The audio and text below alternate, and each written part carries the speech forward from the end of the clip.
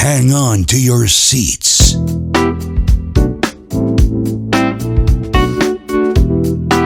Be prepared. There is nowhere better. You will be thrilled.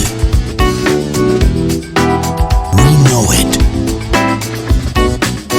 There's only one decision. Critics are calling it absolutely sensational.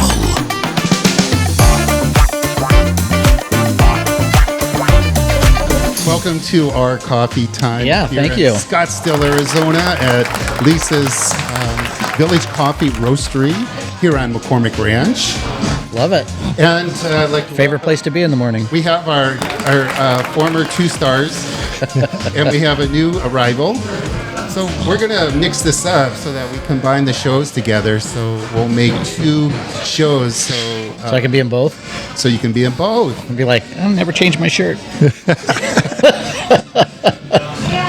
Yes, but we were all in wearing black shirts in the first one, so it'll look all cohesive. Ah, perfect. So anyway, welcome on this early, a Wednesday morning. And we're going to talk a little bit more about growing up here in Scottsdale. And we had some issues that we had to deal with, like controlling the water flow, especially coming from up north in Pinnacle Peak. And back in the early days, we had up there what was called Bell Dikes. Bell Dikes was like a big berm that went across to kind of hold back the water, but that only held so much, and it would break a lot, and then would flood down here locally. And then Wayne, you were saying something about where Scottsdale was wanting to put in a concrete. Well, not Scottsdale, but the Army Corps of Engineers back in the, I guess, early 70s. Their plan was to, the federal plan was to put in concrete aqueducts, not unlike the Los Angeles River, and basically have these concrete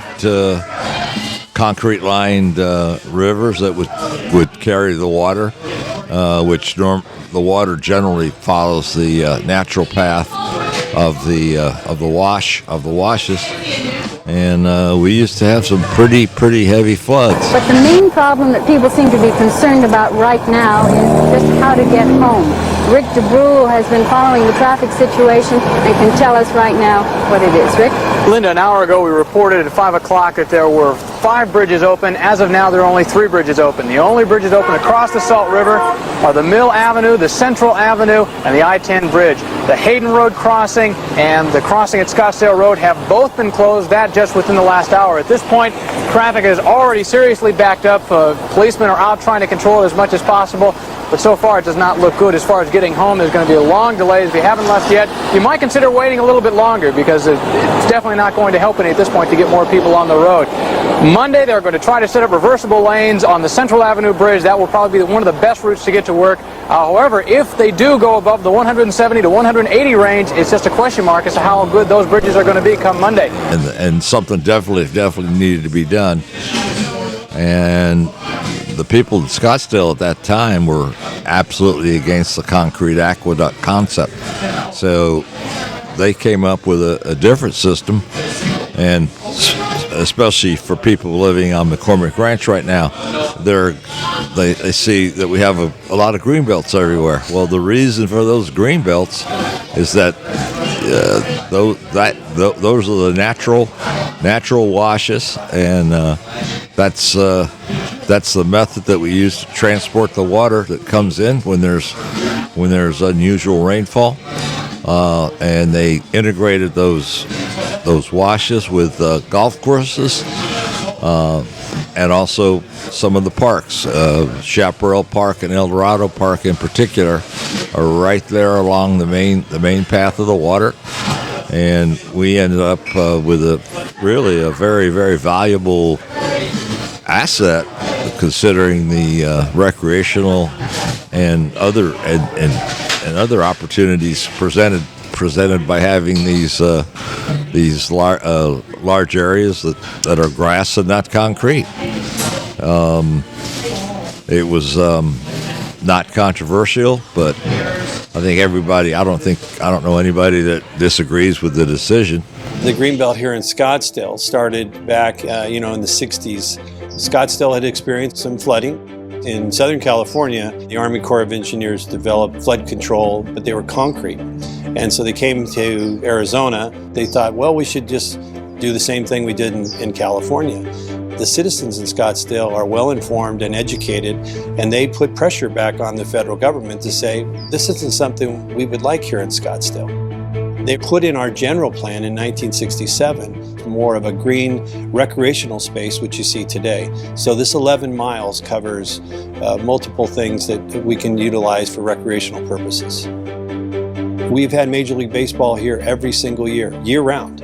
So not just spring training for people to come and enjoy, and you can come and watch a baseball game, and the future stars of Major League Baseball are here. I don't know anybody that disagrees with the decision, and the people back in those days that were running the city, deserve plaudits for that. The one gentleman that I'm familiar with, who was the head of the Parks and Recreation Department, was a gentleman named L.B. Skacewater, and he basically won national awards for the park system that he developed, which not only provided amazing parks, but also was part of this flood control system that was ingeniously developed.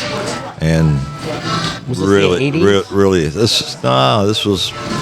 His recollection to me is early 70s when it all started. And of course, when they laid out McCormick Ranch, they took all that into consideration. And you can see the greenbelts. It's very obvious. They're lower because they're originally were washes. And at least we didn't build houses in the washes so they could be float away whenever we have floods. So we can handle an awful lot of water here now without getting into trouble like we used to. Well, behind our house in the town of Price Valley, like a dike and a wash, but it was all made out of dirt. And so that would also hold only so much water. And like in Doubletree, there was a dip where the water would go through. But other than that, it was just dirt banks, and it would wash away, especially with some of the bigger rains, and then that dike would break. And so they put in on the Camelback Country Club golf course, the Indian Bend part of the golf course is actually flood control because the water naturally came down there, and then with selling homes in the town of Price Valley, if they're by a wash or the lot encroaches into a wash, you cannot touch that. You cannot touch that wash. It's all eminent domain. You can build over it, you can build around it, or the other thing, if you're building on a lot that has a wash going through it, you can divert the water as it naturally comes into the lot, but it has to exit at the natural exit of the lot. So some of the homes will do tunnels, they'll do bridges, but that water has to come in at the natural and depart on the natural side of that lot. So I've worked with the Army Corps of Engineers on lots in the town of Price Valley, and so they're really picky on not disturbing those natural washes because the control is based on those washes. Now, Todd,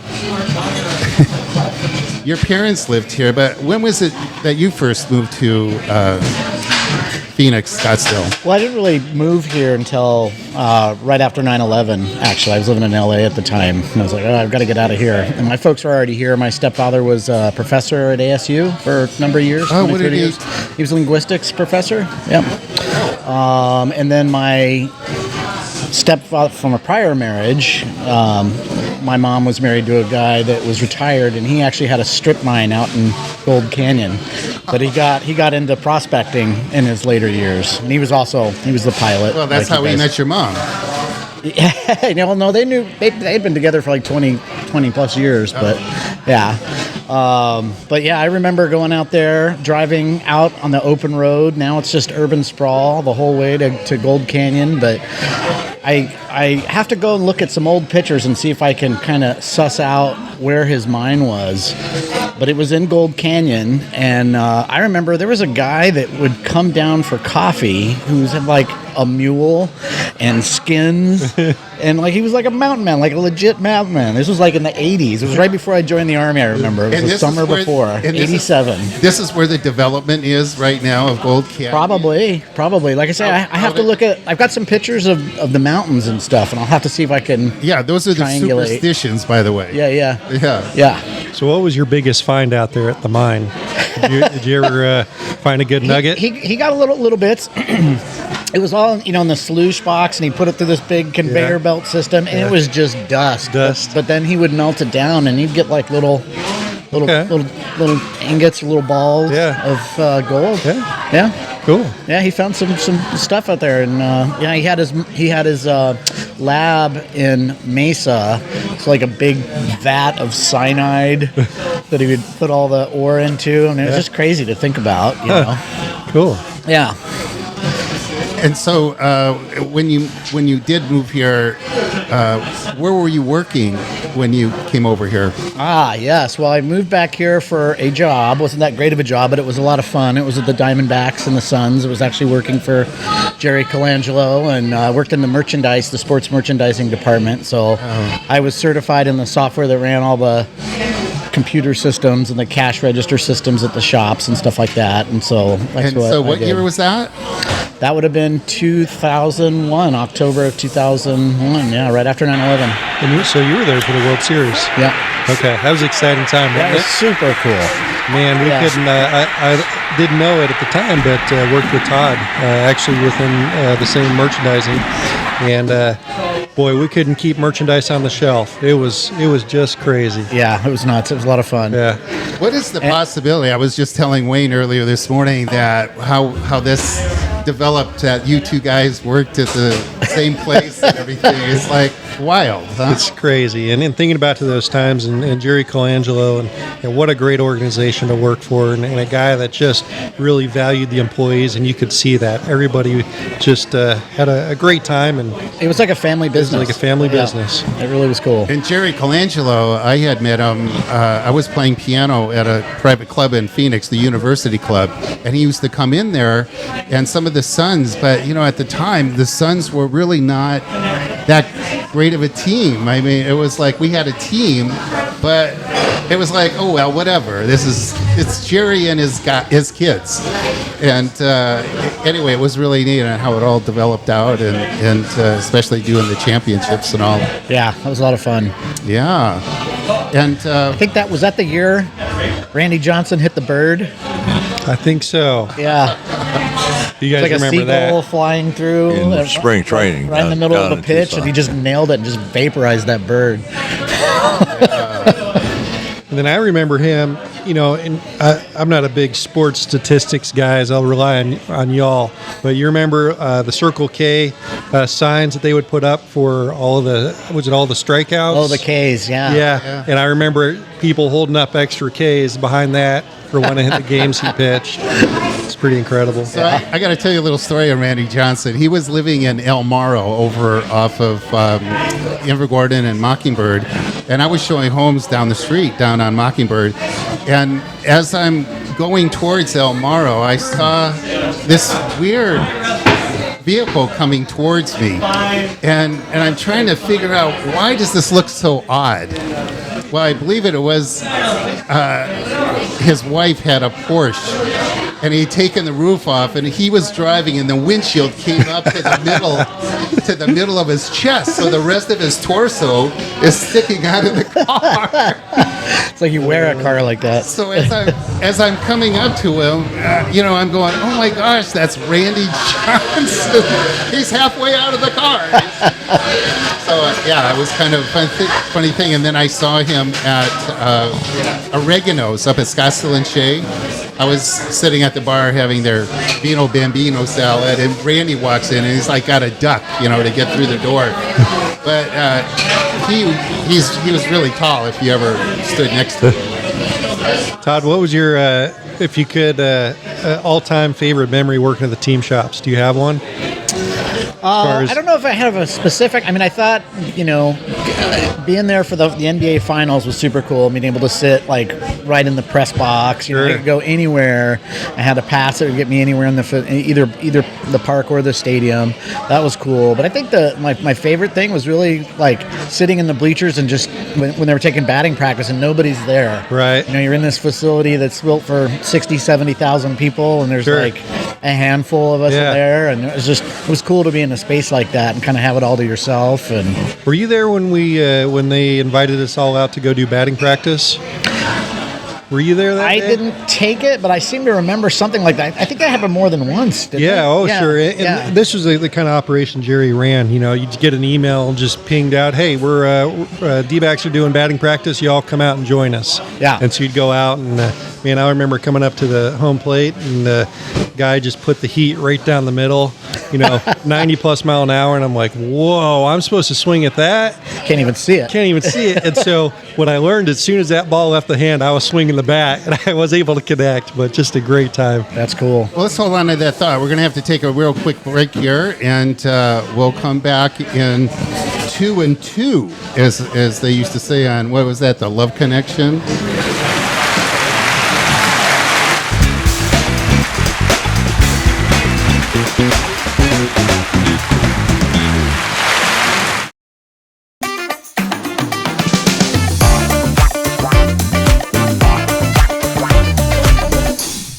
And we're back here at our coffeetime.com podcast. And we were talking sports as we left. And one of the cool things selling real estate in town of Price Valley is I was able to show a home that had the 2009 All-Star Game floor in it. It was the actual floor they used for Jordan, and that was the wood floor. Yeah. So when they were building the home, they asked, what they were going to send the floor back to New York, but this person said, "Oh, let's put it in." Take it. He had a special part of the home, 10,000 square feet, was a basketball court. And so he put that 2009 floor in there, and I was showing that home, and it was listed at like $25 million at the time. And I told my clients, I said, "Hey, well, I got to go down on this floor," because I was holding open Michael Jordan's mom's home, and I was through Charles Barkley, who lived down the street, and in back of Mrs. Jordan's home, Michael put a little court for him and Charles to shoot hoops on.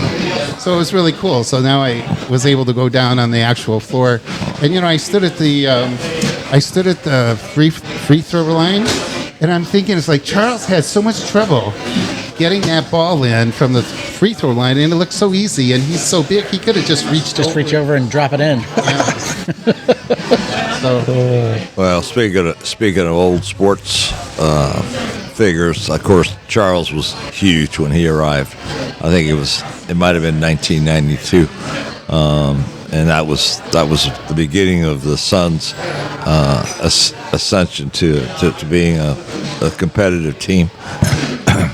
But before that, and a lot of people I speak to today say they've never heard of this guy, but when I moved here in 1969, the very first newspaper, the very first Arizona Republic that I opened up to the sports section had this headline, "Sun sign Connie Hawkins." Now, you may or may not know that name. I certainly didn't at the time. But the Suns had rights to this guy who had been a star player in the ABA, the old ABA, and he had been blackballed from the National Basketball Association due to some allegations of point rigging when he was a freshman at the university. I think it was the University of Iowa. And now, this is where things start to get a bit messy. In 1961, a major gambling scandal broke out, which primarily started in schools on the East Coast. Some of them that were under investigation included Columbia, St. John's, NYU, and North Carolina State. The scandals were centered around point shaving, where basically some students or referees were offered money to control the point spread of games to favor certain bets. After the investigation was over, a total of 37 students were arrested from 22 different colleges. So yeah, this was a huge deal back then. This whole gambling scandal also led to Connie Hawkins being kicked out of Iowa before he even played a single game there. But the thing is, he was never convicted of anything. He stated that the only thing he did that was even remotely connected to this huge scandal was that he borrowed $200 for school from Jack Molinas. But Hawkins said the money was paid back to him before the scandal even broke out in 1961. Unfortunately, nobody believed Hawkins, and he ended up getting blackballed by every college in the country, and the NBA as well, which means he was pretty much banned from playing there.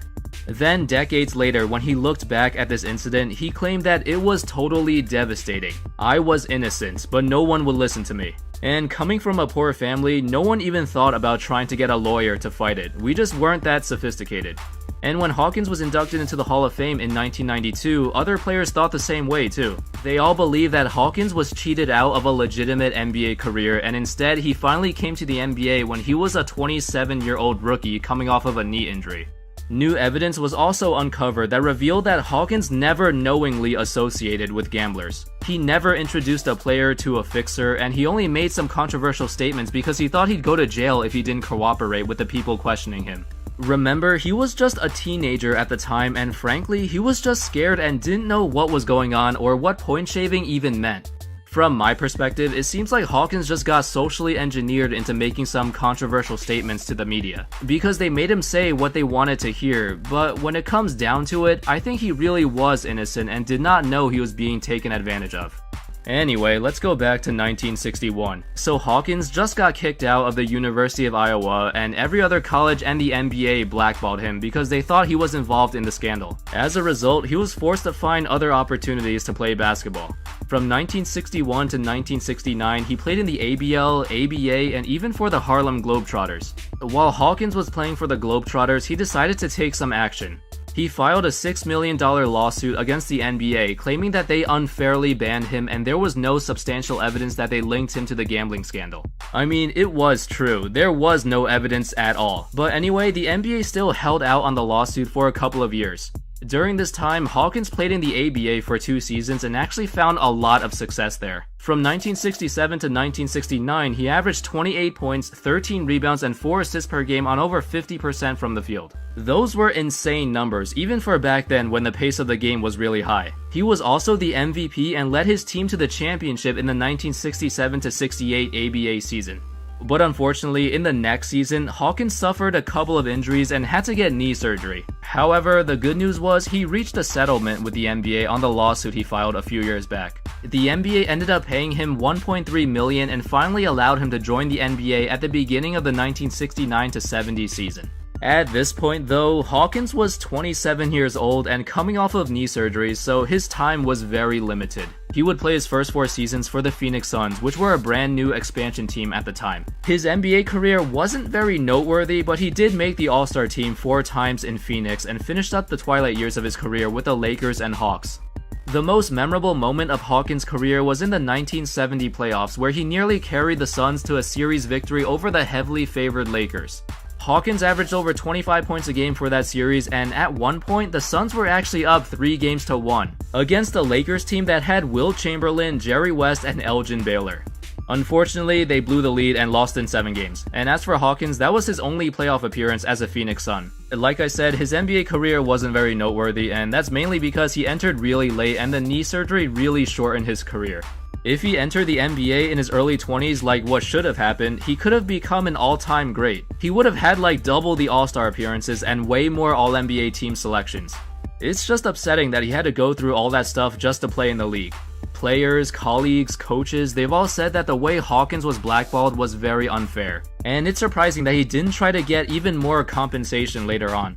Hawkins still got inducted into the Hall of Fame a few decades later though, not because of his NBA career, but mainly because of the impact he had on basketball and the growth of the sport. He was and still is one of the most prominent figures to ever come out of Brooklyn. He popularized the sport in lower income areas and revolutionized the way the game is played today. Basketball was not just a sport, it was also entertainment, and Hawkins had a huge hand in changing how it was perceived, right from the playgrounds and parks where it all started. A lot of them might say Connie Hawkins, but at that time he came in and unfortunately he was past his prime, but it was a big deal because this guy took the Suns. I think it was only their second year, maybe the third year, but I think it was the second year. Took the Suns to the playoffs and very nearly beat the Lakers with Wilt Chamberlain and Jerry West. And I'll tell you, this town became galvanized, and that's where the term Madhouse on McDowell originated. Veterans Memorial Coliseum, the original home of the Suns, and eventually known as the Madhouse on McDowell. They throw it up front and stolen by Dan Marley. Here comes Marley. He jams it at the buzzer, and the Suns win. The Suns win. The Suns win the ball game. The Madhouse on McDowell served a great purpose for our franchise. If it had not been there, Phoenix would never would have had a franchise, period. It was just right for Phoenix at that time. I loved it. The louder it got, the more I could concentrate and more energy and adrenaline I got from playing at home. It was so cool to go there and play. I mean, you drive through a neighborhood and and it's just nothing pretentious about that building. Back then, especially, it was the same folks coming every game. You knew everybody in your section. What a great place to play. Fans cheering, and we had a lot of great games in there. That place there was special. That place was special. It wasn't like a pristine place to play. It was like our Boston Garden. It has to be the most friendliest, coziest place I've ever played in my life. I mean, you just thought that everybody was sitting in your living room watching you play basketball. It wasn't like glamorous or anything, but it was blue collar, go to work, loud, and just awesome. Absolutely awesome. Madhouse on McDowell was unbelievable. One of those old time stadiums where this crowd was right on top of you. It was a small condensed space. The roof was like right here above your head, it seemed. It wasn't way up there. And so when you have that kind of a compact feeling, the noise, just the energy, the people, the games that we had there, and sometimes, to be honest with you, in tight games, I think it made the difference in the game. The feeling that you were really a part of the game when you were at the Coliseum. Madhouse on McDowell, man. I mean, it was so much fun.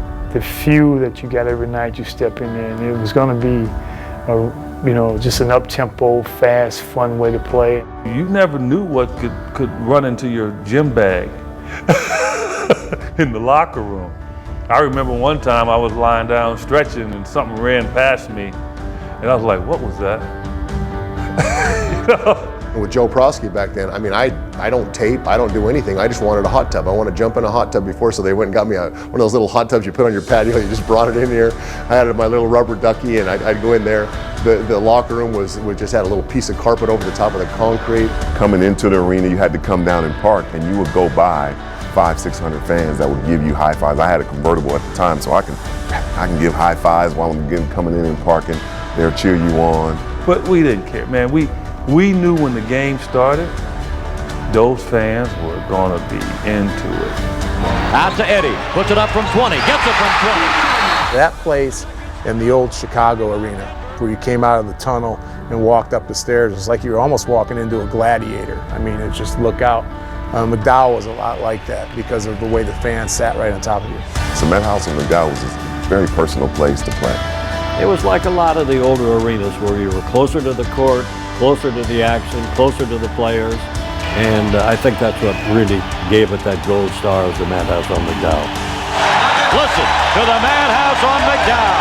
Oh, brother! But the man's name, Connie Hawkins, passed away maybe 8 years ago. 75 years old, died of leukemia. I'm happy to say that the Suns eventually brought him back, and he worked in their PR department. Got the opportunity to meet him a couple of times. Very nice gentleman. but what a basketball star. He was the man that Julius Erving, Dr. J, modeled his game after. So if you ever saw Dr. J play with, holding the ball with one hand, Connie's fingers were, I think, 11 inches long. So this was the very, very first megastar to come to Phoenix, and yet so many people I've spoken to, obviously younger people, never heard of the guy. It's crazy. Well, that's possible because a lot of people, they're only here for 2 or 3 years, maybe 5 years on long term. Nobody goes back to, back in those days. I had played piano up at Wrigley Mansion, and on a break, I was going through, just looking through the whole property, and came across a Arizona Republican Gazette newspaper, and the heading on it, and it was a picture of them building a Wrigley Mansion, and it was like antique trucks and stuff and scaffolding, and it says Wrigley building mansion 9 miles outside of Phoenix. Wow. So this is like Missouri and 24th Street.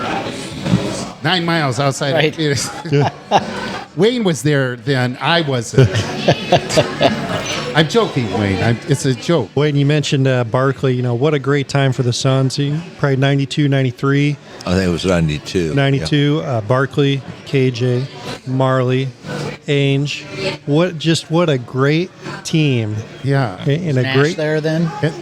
Nash was after. No, that was after. Next generation. Next generation. But when I think of the Suns, man, I think about those guys. And it's just what a great, entertaining team to watch. And then Luke Longley came in for a bit because I was selling his house as well. Mm-hmm. But he was in a very short time. But he was from Chicago. Yeah. I don't remember Luke playing for the Suns. I remember Luke Longley, but I don't remember him playing. Yeah, it was like Luke.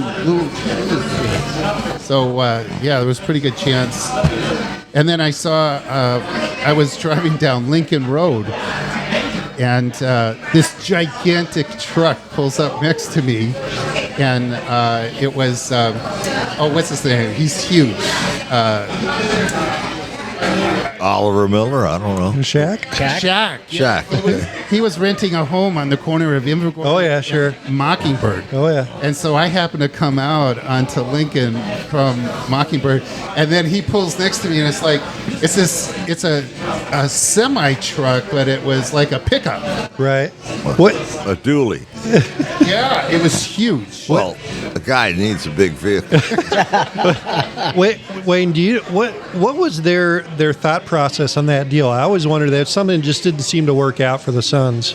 Oh, you mean bringing in Shaq? Well, I think Nash was coming to the end age-wise. Sure. Yeah. And Shaq was available mainly because he was past his prime. Sure. And I don't recall all the details, sure, if there was a trade or just a signing, but the thought was, hey, we'll put these two superstars, or declining superstars, sure, on the same team and see if we can have one more run at it. See if it works. Yeah, and it didn't.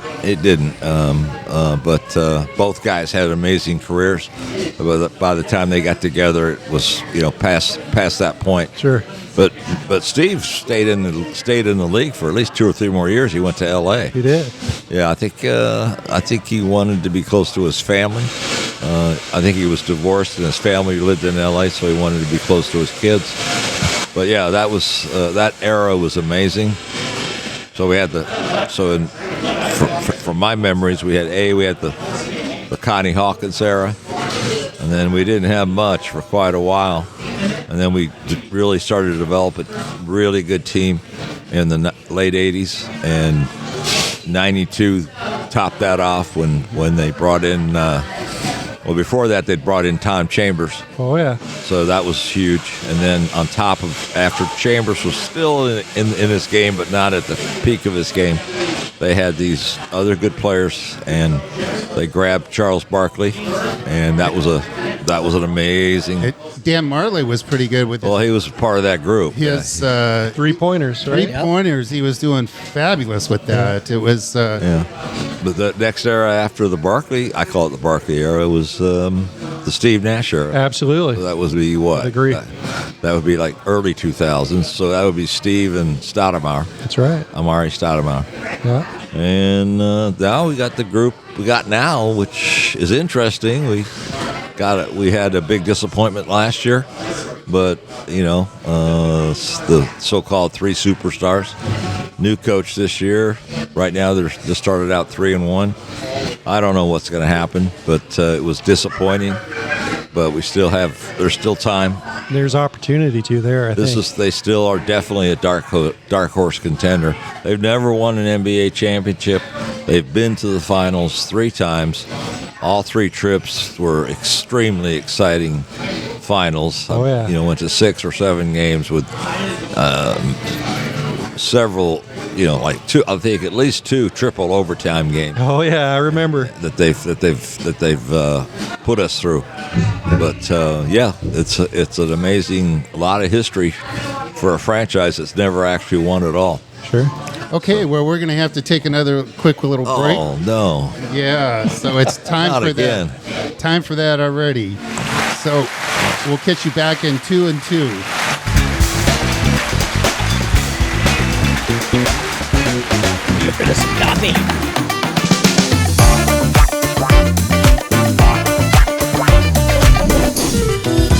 Absolutely sensational.